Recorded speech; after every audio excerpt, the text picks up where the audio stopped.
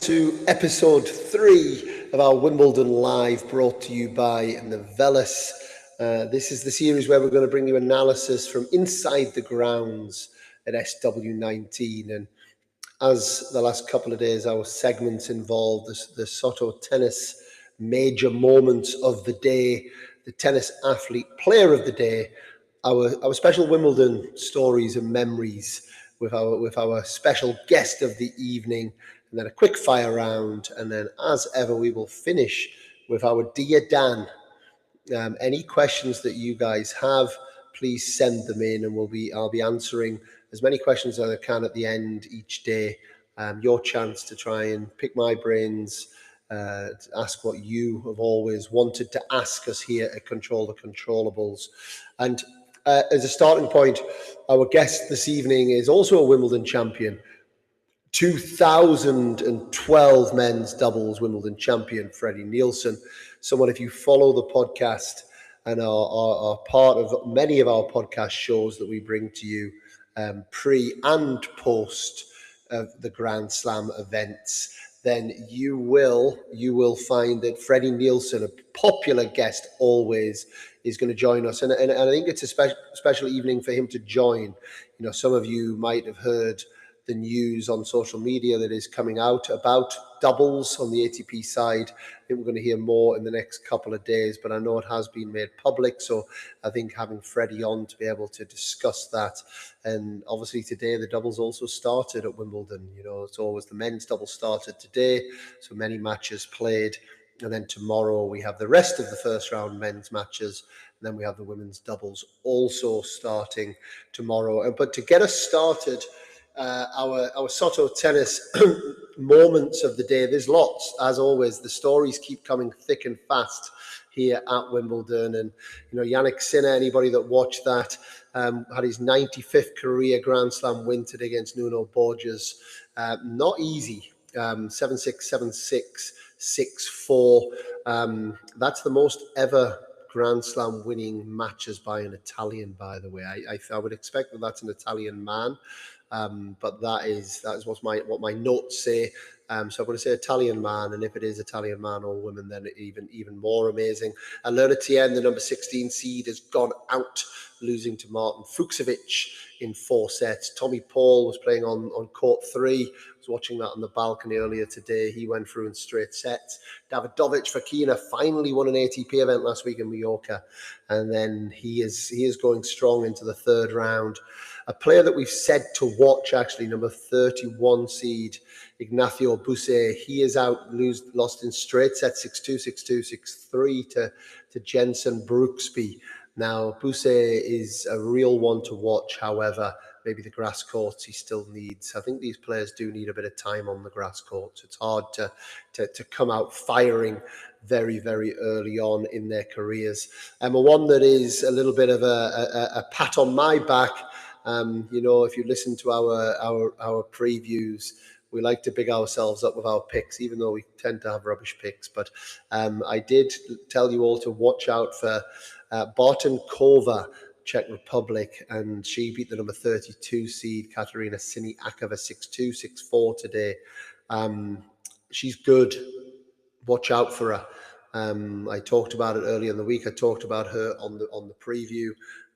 She came close to beating Arina Sabalenka, setting a breakup last week. She's seriously good. She now goes on to play Krejcikova, who is absolutely one of our moments of the day because she's taken out the current Roland Garros champion in Mira Andreeva. Now, if you listen to the podcast a lot, you will know, as much as I think Mira Andreeva is an incredible player, I absolutely have not backed her to do well at Wimbledon. I just don't believe that right now she's ready to do it on grass courts. I see 2 big weaknesses, which fair play to her at Roland Garros. She managed to handle them very well. One is the emotional side. We did see her at the end of the match throw her racket into her chair. And absolutely, you know, that's maybe to be expected when you lose a match. She lost the match in 3 sets against Krejcikova, 4-6, 7-5, 6-4. But the big one for me is just the forehand. The forehand of Krejcikova, the forehand of Andreeva, I just don't think is a great forehand on faster courts, lower bouncing courts. I think on a clay court she can manage it quite well, but I don't think she can manage it so well on a grass court. And obviously Krejcikova, champion here, only a couple of years ago, knows her way around a grass court, knows her way around the major championships, and Krejcikova moves on and now plays Bartonkova in the next round. Our next moment of the day that I want to talk about is I saw this draw come out, and obviously we're going to talk a little bit about doubles when Freddie comes on. But it wasn't so long ago that Alexander Bublik said doubles is not tennis, it's half-court tennis. If you can't play singles, you play doubles. If you can't play doubles, you play paddle. Very simple. And he's made that comment alongside many other comments. And why that really gets my goat and really gets on my nerves is these comments are all feeding into people, the decision makers at the ATP. Why we have to be in a position where we're degrading other tennis players. They're all professional tennis players out there on the tour. Some of them happen to be better when it's one-on-one, and they are the ones, it's a meritocracy. Those are the ones that have the highest ranking in that form of the game. The ones that have the highest ranking in the form of the game where there's two players on court are also professional tennis players. Why we need to degrade that, why we shouldn't be celebrating each other, I do not know. And Alexander Bublik, unfortunately, has been one of the biggest advocates of that, and alongside his partner Nick Kyrgios, who's also been quite derogatory towards doubles specialists. Again, just they're professional tennis players. That's what they are. They're putting the work in. They have done since they were 5 years old. You know, no one's more special than anybody else. You know, maybe Carlos Alcaraz and Yannick Sinner can tell us what to do, you know, and Arina Sabalenka. But if you're 30, 40 in the world, I can assure you, you're not selling any more tickets than somebody who's playing doubles. You're not any more, you know, for TV rights and all of these different things. You know, you're just part of the traveling circus that is providing entertainment and content and playing your role. Let's start celebrating each other. Let's start talking about everyone as professional tennis players and acting in a professional way.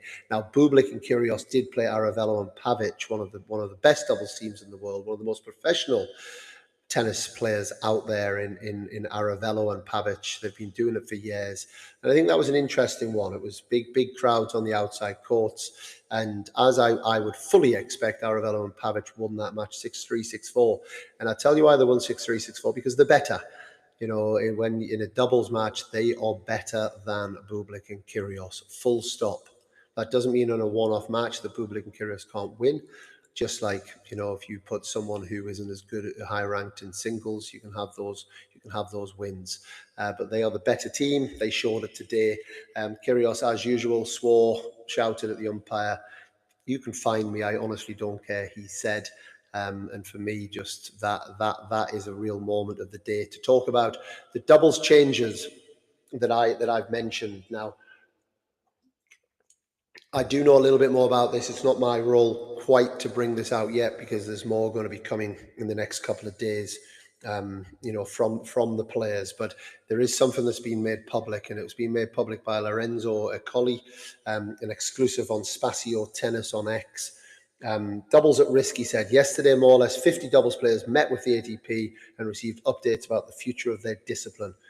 From 2028, prize money could be distributed for an 80-20 to a 90-20 model. Draws could be reduced to 16 teams at Masters 1000 events and 8 teams at other tournaments. The doubles players, especially those who are still far from retirement, are expected to strongly oppose these proposals. The ranking points would also need to be redesigned, but the biggest concern is breaking into the doubles tour could become almost impossible for pure doubles specialists. Now watch this space on this, because what's happening, I don't like it at all.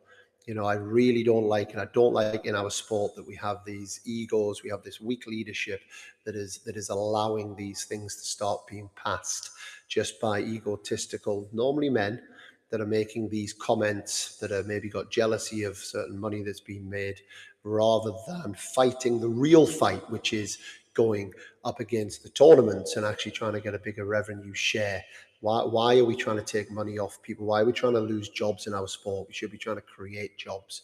So watch this space on that. And this is good timing because we have our guest, Freddie Nielsen, joining us. Freddie, a big welcome. How you doing? Thank you. I'm doing great. Thanks for having me. You just came in during my rant, which we're going to jump into a couple more things. I want one more of our moments of the day. And actually, this is where I'll bring you in first. I know we did talk about it a little bit on the preview show as well. But Dan Evans was in tears today at the courts at Wimbledon, retired, 36 years old, career high ranking of 21, achieved back in August of 23. Two ATP titles in Melbourne, the Somerset back in 2021, and then the ATP 500 in Washington. Bit of a funny story, actually, that I'm sure Dan won't mind me sharing, but the Washington one, he actually was speaking to, I don't know if have you heard the Brad Gilbert story? No?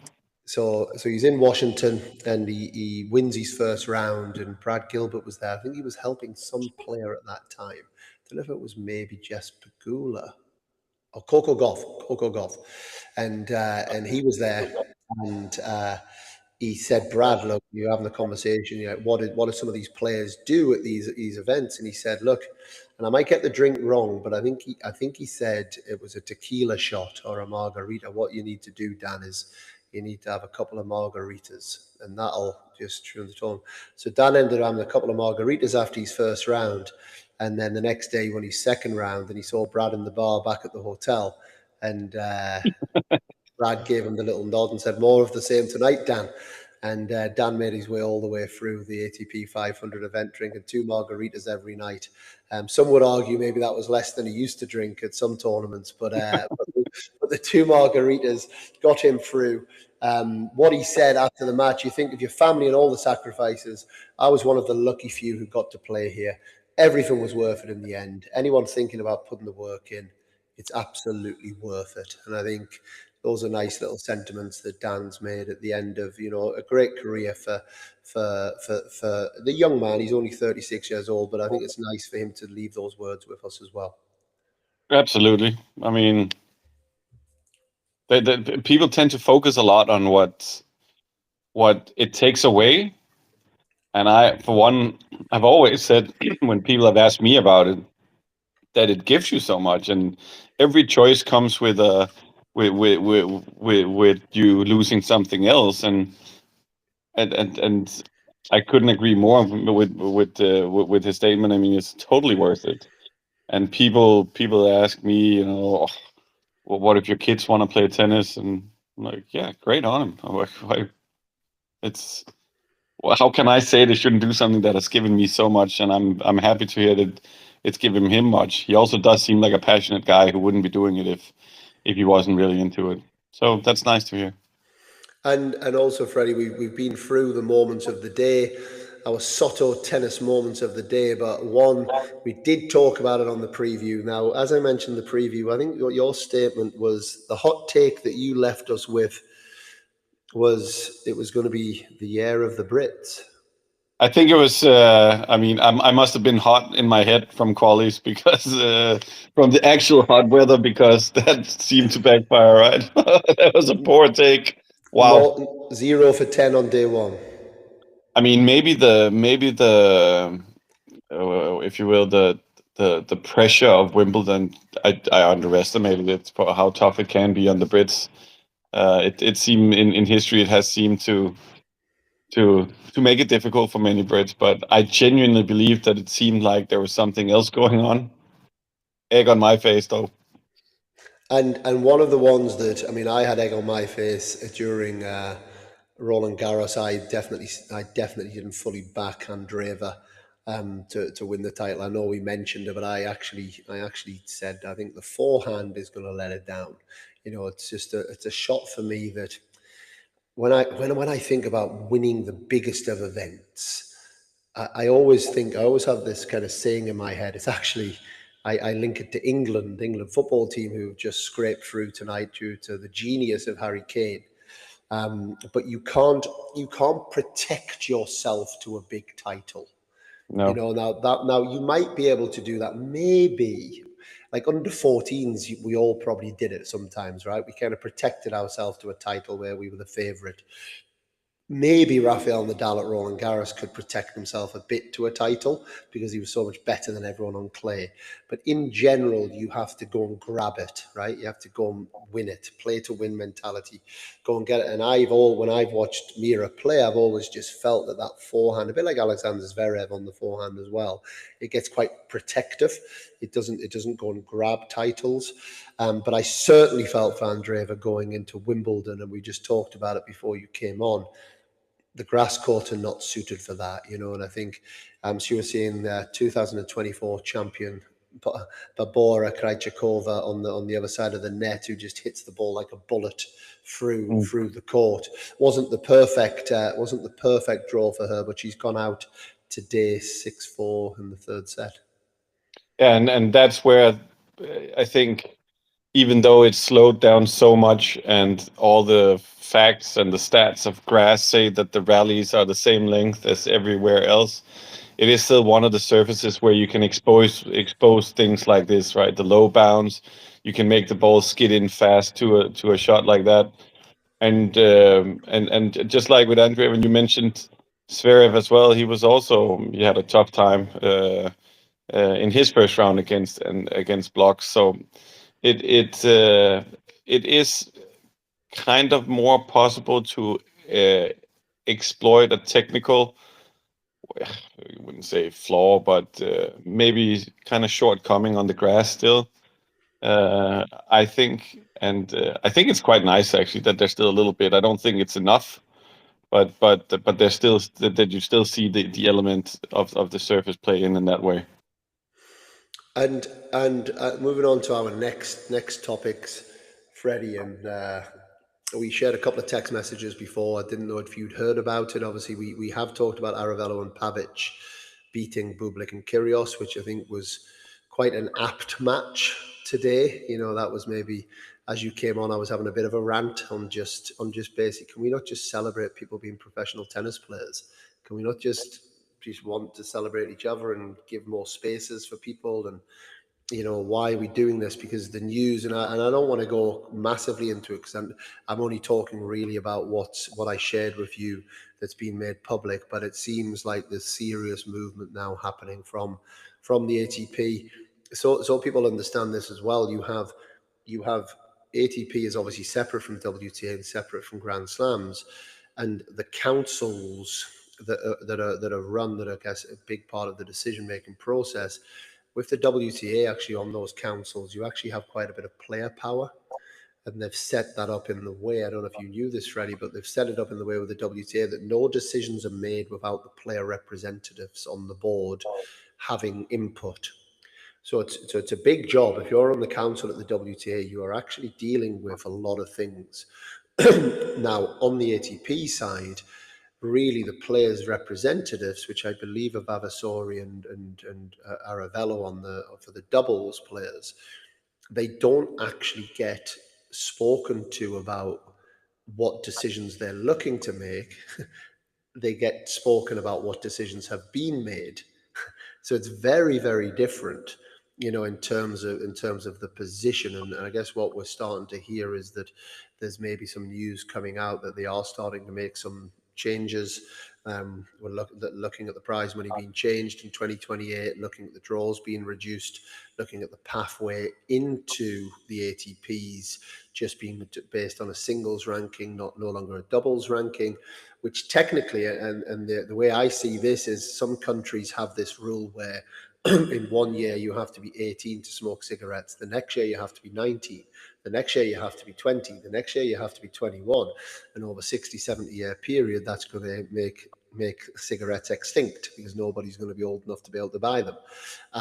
And it feels a little bit like the system they're looking at is maybe going along those lines of the only way to get in is through your singles ranking. So all of a sudden, no double specialists will be able to come through.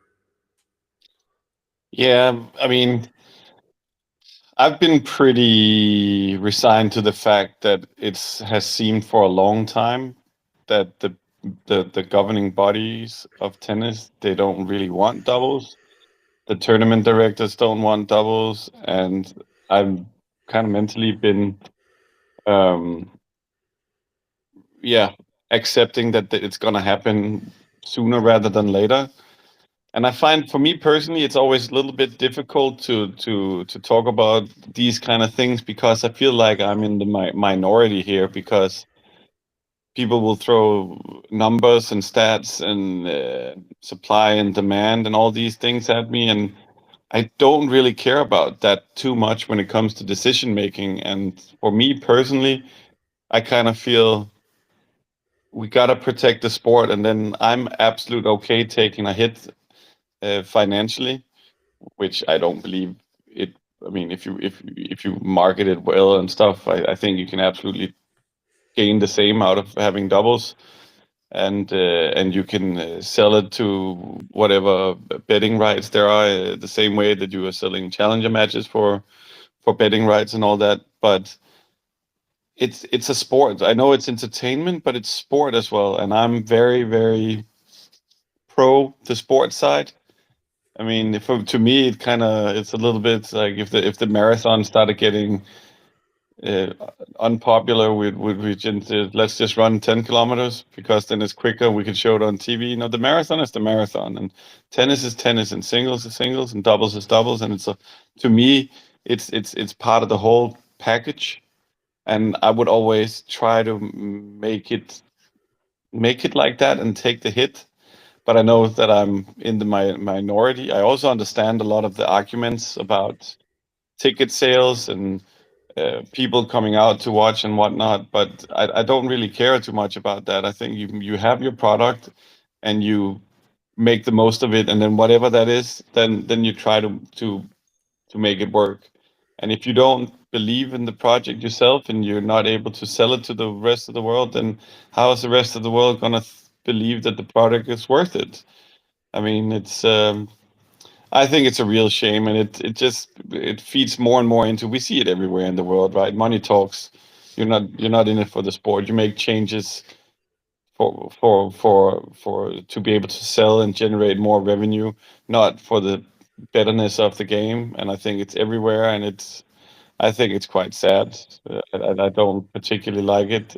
So yeah, it's not surprising to me, to be honest. It's really not surprising, but I think it's inevitable the way that the majority of the world thinks, and the majority of the world. I mean, we see it now in the World Cup, these ridiculous hydration breaks, right? And they're kind of hiding it behind player welfare. And I'm like, okay, if it's player welfare and it's not money, then just don't sell any advertisement. Don't call it the Turn, hydration break has a name, a sponsor name. I don't want turn to. the air conditioning off. Exactly. So it's to me, you even see it in the Olympics a lot, and I don't like that at all. I think, yeah, keep the sport, and then whatever happens happens. And to I me, think it's a it's a real com- thing.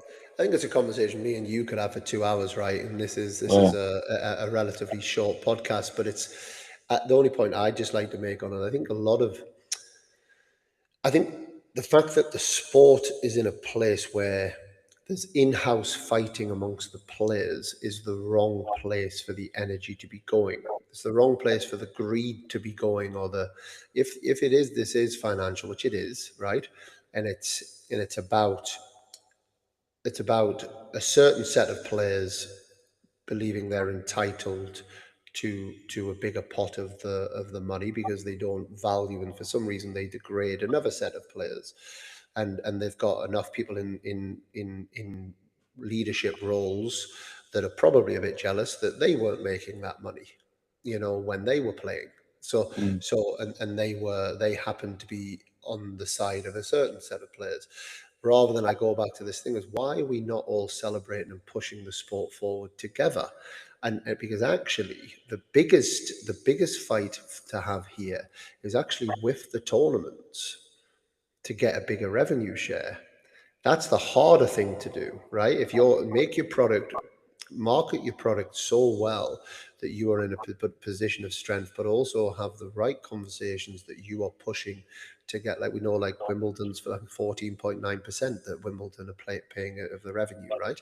And they want to push that for 22, but that's a difficult conversation to have. But do it with Wimbledon, have it, push that forward together as one. The fact that there's become this kind of separation within it amongst the players, that they're saying, well, actually, let's scoop the money from these because they shouldn't be making that money, which is a completely ridiculous way of looking at it. But let's bring that money over to here, and actually now we're not having the bigger fight, which is with the tournament directors. It's with the other tournaments. It's with these big tournaments that are making a shed load of money, right, out of the product of tennis. They're not making the money out of the product of singles. They're making the money out of the product of tennis. And part of the product of tennis is you have men, you have women in the Grand Slams and the 1000s. You have men, you have women, you have people playing one on the court, people playing two on the court.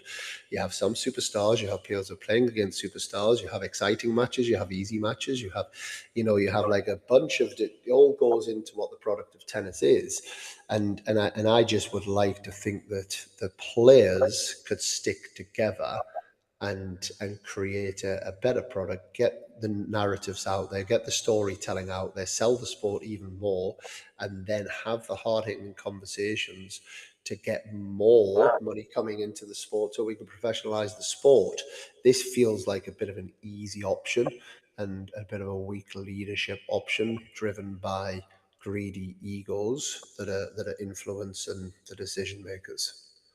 Yeah, and from my experience, from what I've heard, and what people have told me, and throughout time with the player boards, the reality of the situation is that there basically no players are thinking about the greater good of the game or the game in 20 years' time.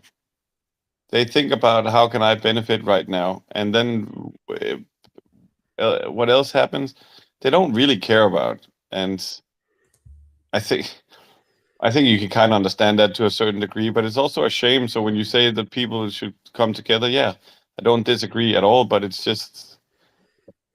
not really realistic to happen, I think, because everybody is in it for their own sake. There's no unity. There's no this is how it should be for everybody else. So how is the sport gonna grow? I mean, I think a lot of players, if the sport is dead in 30 years, they don't care as long as they max out their time Yeah. in the sport. And it's a real shame. And like you say, the infighting is, you have players abusing the doubles players, and then there's this and that, and it just makes it's such a shame. It's But the WTA seem to be doing it pretty well, Freddie. That's my point. My point is, if you look at honestly, if you look at the way the WTA are doing it, and I'm heavily involved, not at that level, but in terms of coaching some of the best WTA doubles players in the world, and I get that insight.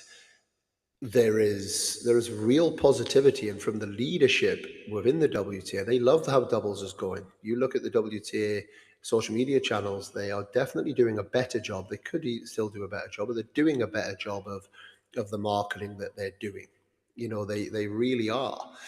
So I think the WTA are showing it is possible, and me and you are privileged white males, but privileged white males running the sport, on the men's side of the sport, they're not seeing things from a different point of view. We had this conversation around a couple of the wives today, and they made a really good point. They said this is what we as women feel all the time. What the doubles players are feeling, and the things we were saying, they were like, kind of, welcome to our world, and that was quite sobering to hear, actually.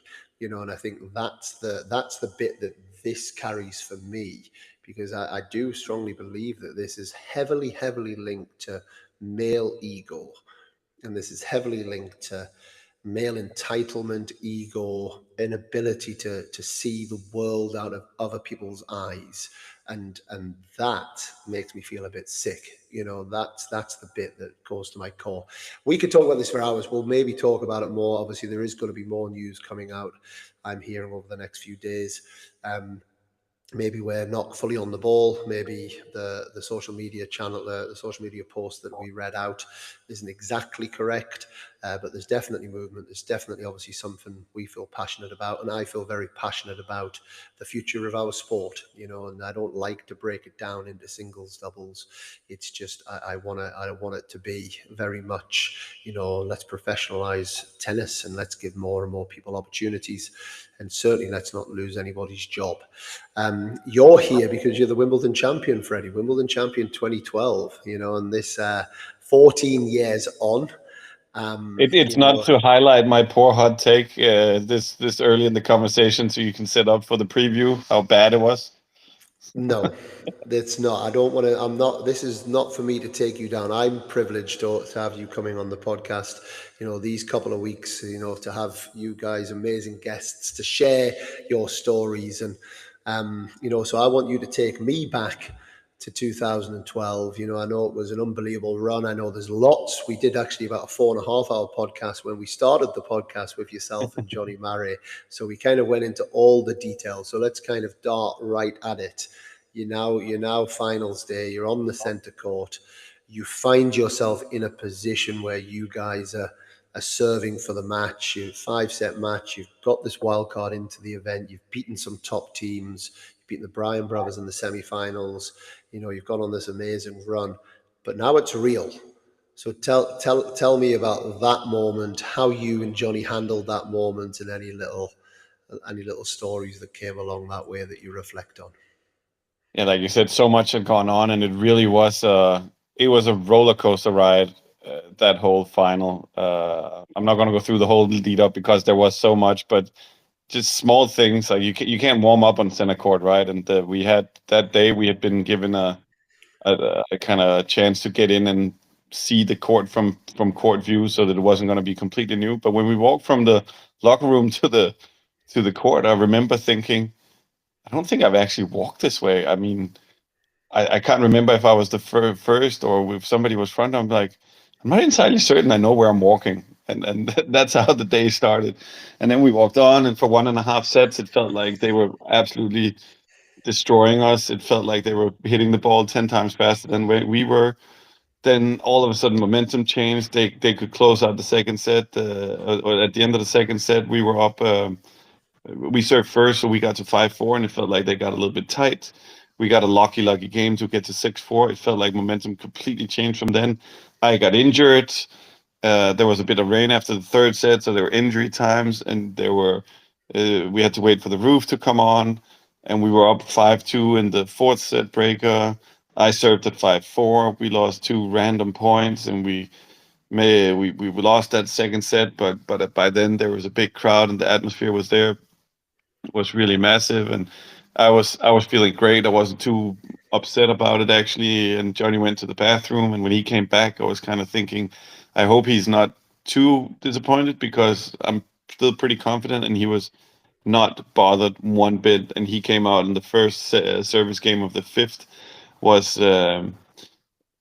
just completely solid, didn't give an inch from Johnny. And we got an early break, and then when we held to 4-1, I think it was 40-30, and Takao hit a return at me, and I can't remember if I hit a shank volley or if it was off the tape, but it just dropped in for a drop shot winner. And I remember just thinking, this is going to happen no matter what. I mean, if I just hold my racket in my hand, this is going to go our way. It felt so ridiculous. So actually, when we served for it, it's the most calm I was the whole tournament, I think.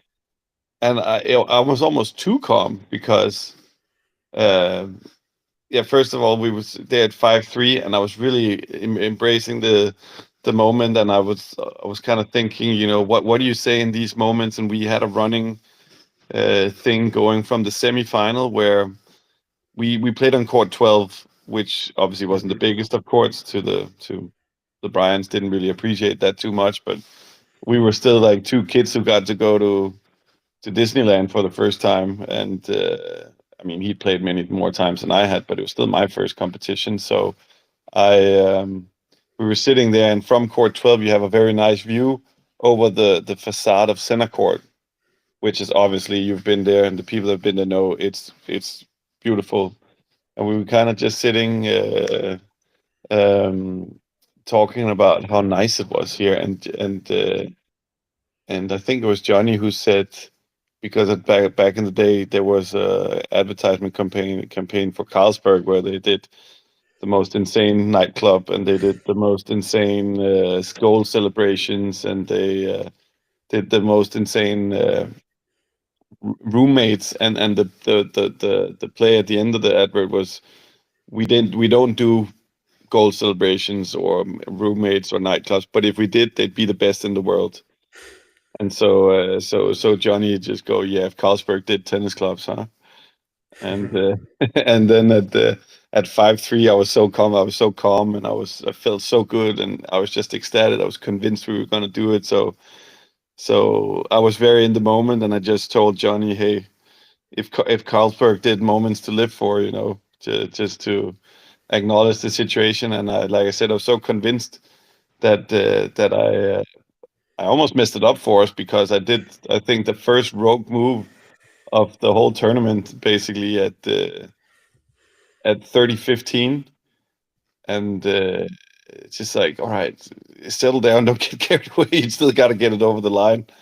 And then obviously Johnny had ice in his veins in those 2 weeks, and it was a good matchup for us that we played together, and he just served it out calmly. But yeah, there was a lot. There was a lot that was going on there, and I'm really lucky that I was able to experience it in that way. I think because I was very aware of what was happening and the crowd and the whole experience. So I'm very grateful for that. If Carlsberg did stories. Yeah, right. It feels like that sometimes. Yeah, they even jinxed it. Johnny had a mental coach that was helping him at the time. He even Yeah. jinxed it before the semifinal. Told us it's meant to be. Like, yeah, maybe you think that. Just don't tell me. I don't need to know that. Let me Uh, just let me just Absolutely. say it without thinking about that stuff. But even with that, it still worked out all right. Amazing. Yeah. What memories that no one will take from you, Freddie. Look, I knew we wouldn't quite stick to our 30-35 minutes. Knowing what we're like, and I don't want to rush it, but I do have a promise to our listeners that we do. So, are you ready for our Wimbledon quickfire Yes, questions? yes, I'm ready for whatever you throw at me. And I know about the time. I've been on this podcast many times. It's how we roll. The last two nights we've kept under 35 minutes. Yeah, but I wasn't there. So we've worked out it's you, not me. Yeah. What's your best Wimbledon memory as a fan? Was the first time I was there when I was 13 years old. I think no, I was 9 years old. It was in '93, so it's a year I turned 10, and I couldn't believe my granddad was a member, so he had an in.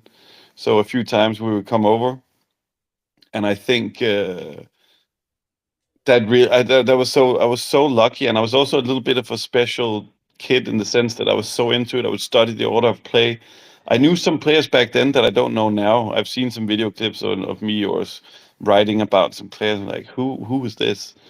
And I think just to take it up a notch, I was there in '96 as well when I was 13, and with my grandparents and my uncle, and they had tickets for the European Championship semifinal between England and Germany at Wembley. I think that combination. I mean, can you combine better sporting events? I mean, you probably remember what it was like in England back then. The whole country was on fire with the Well, Euros, and it was coming home. It still hasn't come. no, exactly. But but That's but but where I it remember started. exactly. So I would say that, and so I would study the order of play, for example, and I'm a big fan of Rafter, and he used to play doubles. So he would play doubles with Bjorkman, and the first few rounds, as you know, the doubles are played on small courts. So I think I watched Rafter when he was one of the top players in the world playing doubles on court 10 or 11, like this far away, and Amazing. that just blew my mind. Yeah. Finish the sentence. When I think of Wimbledon, I think of. I mean, tennis is the first thing that comes to mind, but tradition, history. I think that's the yeah. I could go into a rabbit hole, but I would say tradition and history. Who would you most like to play on centre court, past or present player?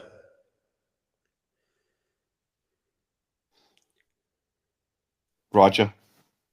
He was my guy, and the one I appreciate watching the most throughout my time as a tennis fan. And I think it would be him. I would be a little bit scared of the absolute drumming I would get, but I think that would be a cool thing to say. What song would you like to walk out onto centre court to? In general, I would say, I mean, at Wimbledon, nothing. I wouldn't want that. It doesn't belong at center court, so I would want nothing on center court. Thought you were going to say "You'll Never Walk Alone." No, no. And even if I did a warm up song, I would want something that had a little more pep pep to it. And also, "You'll Never Walk Alone" is a little bit. I mean, it's the greatest song of all time. But if you go to a neutral crowd, it's there might be a few non-Liverpool fans in there, and you can. I think it's an acquired taste, and it would be, yeah. I would probably pick something that had a little more beat to it. If the whole calendar was played on grass, what would the top five ATP and WTA look like? Would it be different to now? If so, how? Yes, it would be different, but not that different. If you, of course, the further back in history you go, the bigger the difference would be. But now you still see that the top seeds go through. But I mean, I think it's safe to say that what we saw today, for example, Andreeva is not losing to Krejcikova in any other court, right? So how would it be different? I think the top wouldn't be the different. You would see Carlos and Yannick would still be 1 and 2, and on the girls, you probably still see um, Rybakina and Swiatek and Sabalenka in the top. But who knows? Maybe Osaka would be still a little higher ranked or something like that. On the men's side, I don't think maybe Zverev wouldn't be in top five. So I think it's not as much as it would have been 20 years ago, 30 years ago, but there would be a difference. But the very top, I think, would still be the same. Your favourite ever Wimbledon champion and why? Any event. Yes, I think I think apart from, of course, Roger, but that doesn't stand out as much as the Ivanisevic story, the Ivanisevic with Rafter. I was really into that year, and I remember I was a big Rafter fan, and that's why it might be my favorite one because I was rooting for him, but I was equally happy for Ivanisevic, and I remember where I was to this day when I was watching it. They moved it to the Monday, right? The crowd was pretty different and special. So I was doing the stats for IBM for that match. I was there. oh, you were. Yeah, That's yeah. I was amazing. on. I was on that court. I It mean, was incredible. yeah, putting me on the spot, I think it would be that, and it stands out, and it's one of the things I often go back and watch that last game when he served it out. It's an insane tennis game, like the Yeah. double faults and everything that happens. The It's drama was the incredible because drama. the crowd that day was different to any other Wimbledon crowd because Well, it was open to public, so it was like it was tickets. I think you queued up to get all centre court tickets. There was no corporate. yeah, So normally on centre court you have the corporate tickets, and then you have some people that are members of the public that queue up.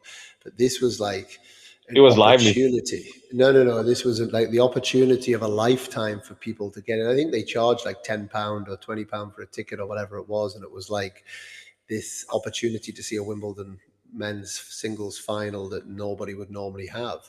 And they came ready, and it was Yeah, obviously two big characters.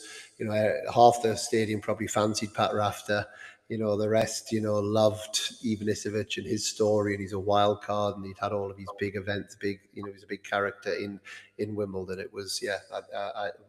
Thanks for bringing that one back alive because that was incredible. And just as a special mention for me, because I was quite captivated by this back in the day, but I also really like when Novotna won it after Mm-hmm. what felt like It was probably special. wasn't gonna happen, and yeah, I thought that was pretty cool too. What's your guilty pleasure? I'm junk food. I eat it a lot. what's what's one thing you'd change about Wimbledon? Back to 5 sets and doubles. What's the best advice young tennis players should remember when playing tennis? Enjoy it. Always enjoy it. Never lose track of how difficult it is that you're there. Never ever take anything for granted, and always, no matter what happens, remember to enjoy it. Because number one, you don't win all that much throughout a career unless you're a freak, like some of these guys that we have out there. And number two, you never know when it's gone. And yeah, so I would say never ever forget to enjoy the journey. And last question, most important question: who's winning the World Cup? France, I've said it since before the tournament. I mean, the whole squad is insane. The top four, whoever they decide to play, is, I feel like you have to score 3 goals against them because they're definitely gonna, on a bad day they're gonna score two, and then you see who they have on the bench. It's laughable to me. So I would be very surprised if they don't win. Well, that's good news that you've predicted that, because your predictions are normally wrong. So I'm pleased that I'm pleased that you have given the kiss of death to France. That's great. maybe If you maybe go I out in time, maybe it's because when I have been wrong, I've been spectacularly wrong. I did have a decent. I seem to remember I might have not said it completely black and white. I did kind of mention that Otto might beat Ben Shelton. So there was a you few. did it was mentioned, it was, and we back that. We talked So highly of Otto. but when I do fail and when I do crash and burn, I crash and burn Han. None more so than when I called a dark horse to win a tournament she wasn't even in. And you saw, I'm sure you've seen that Bar Kuntova is still going, the one that I sent in our WhatsApp group all those weeks ago. There So you you need to hope she loses to Krejcikova, or I'm going to be unbearable on that WhatsApp group. Um, Freddie Nielsen, love having you always. Thank you as ever. And we will talk again, I am sure, in the coming days once we get a bit more information. And look forward to hopefully having you at the end of the week or the end of the 2 weeks to discuss everything else that's going to go on over the next 10 days.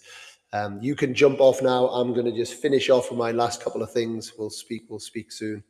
And one of Thanks. one of the things I didn't mention, because I was talking too much and ranting and raving, was I missed out our tennis athlete player of the day, which was Jensen Brooksby. Jensen Brooksby 18 months ago couldn't even hold a phone. Two dislocated wrists, two surgeries, 8 weeks in a cast on each hand, then 20 months of rehab before he could even finish a single practice match.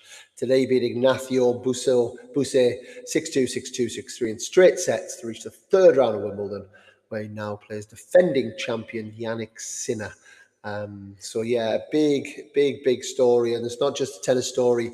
It's absolutely a strength and conditioning story. The work that goes into that, which is exactly what Tennis Athlete exists for. So look out for Tennis Athlete on all of our notes on the podcasts and below, and do get in touch if you want to hear more on that.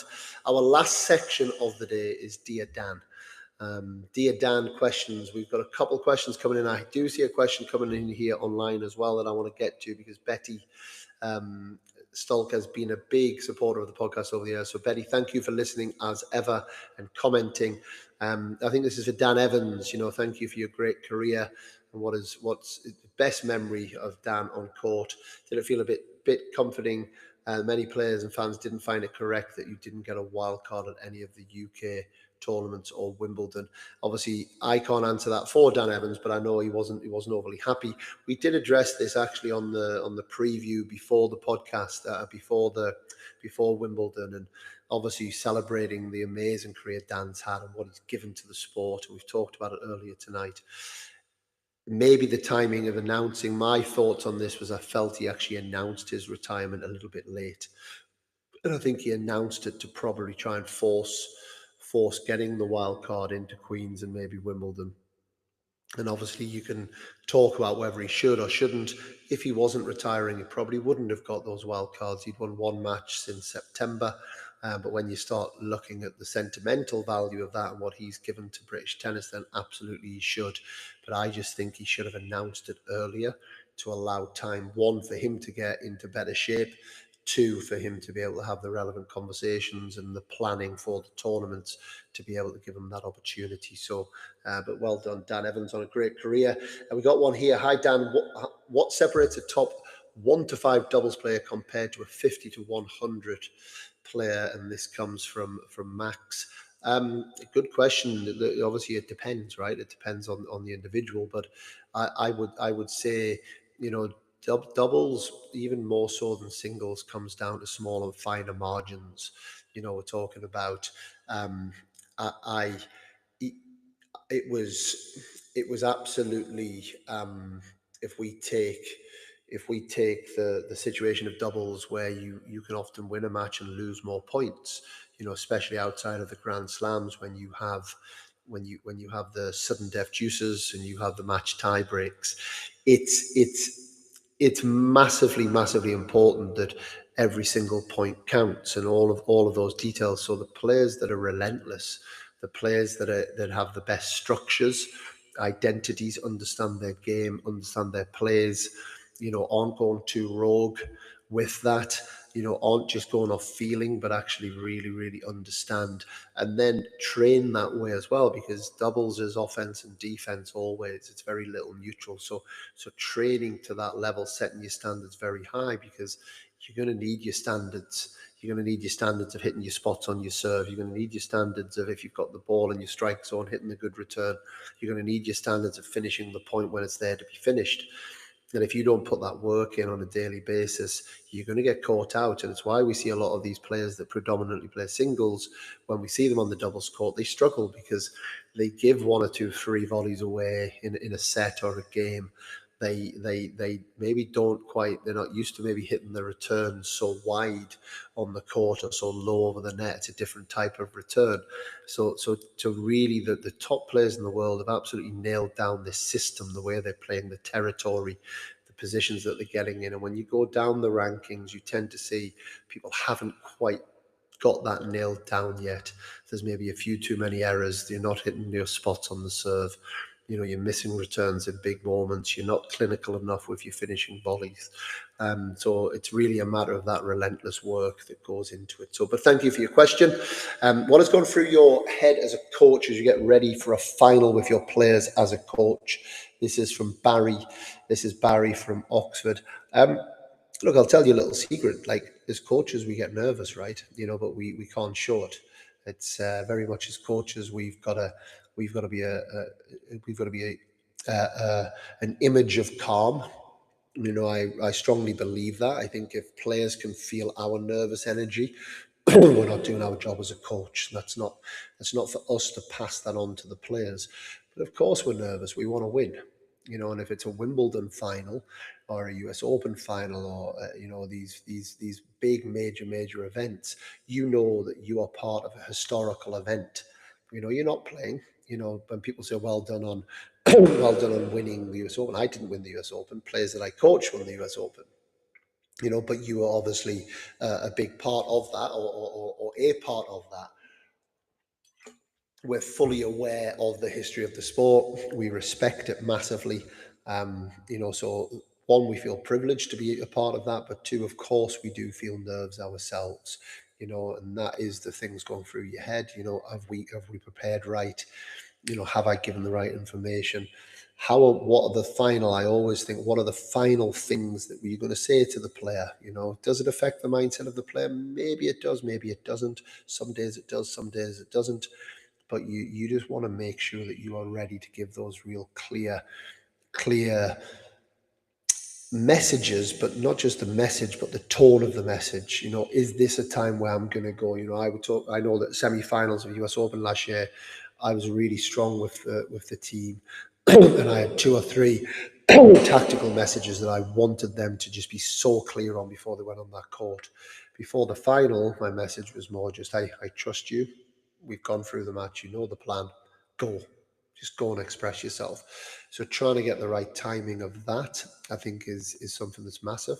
So of course you're going through that in your head. You're trying to feel out where the players are. What is it that they need? How to help get them in the right mindset? What are the right messages?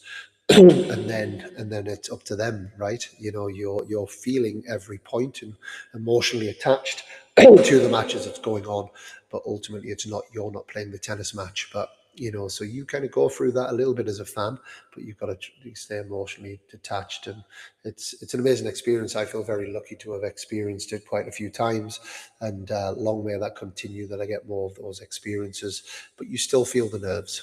Still feel the nerves strong. Last question: what's your favourite court at Wimbledon apart from the indoor courts? Do any of them have a special meaning to you? From Jess. Obviously centre court's incredible. I went on there yesterday just to watch, and I was like, whoa, you get that. It's like the first time.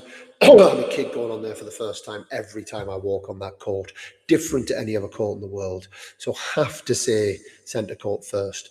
But the one that I do love is court 3. We're privileged to be in the position that we're in the players' area, and you have the balcony overlooking that court, and you have this perfect kind of overview of all of the court at Wimbledon. But court 3 really stands out for me on that. Always has a good crowd. There's always a queue to get onto that court. Had some special matches with players that I coach on that court as well. That obviously sticks in my mind as well. So I would say court 3 at Wimbledon would be a really special court that has a special meaning to me.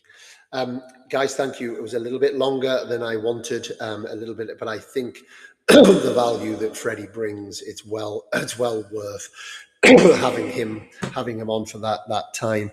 Tomorrow night we have Johnny O'Mara. I don't know how many of you remember Johnny, but Johnny, fantastic player. Actually worked with Andy Murray for a while. Johnny had a great run with Alicia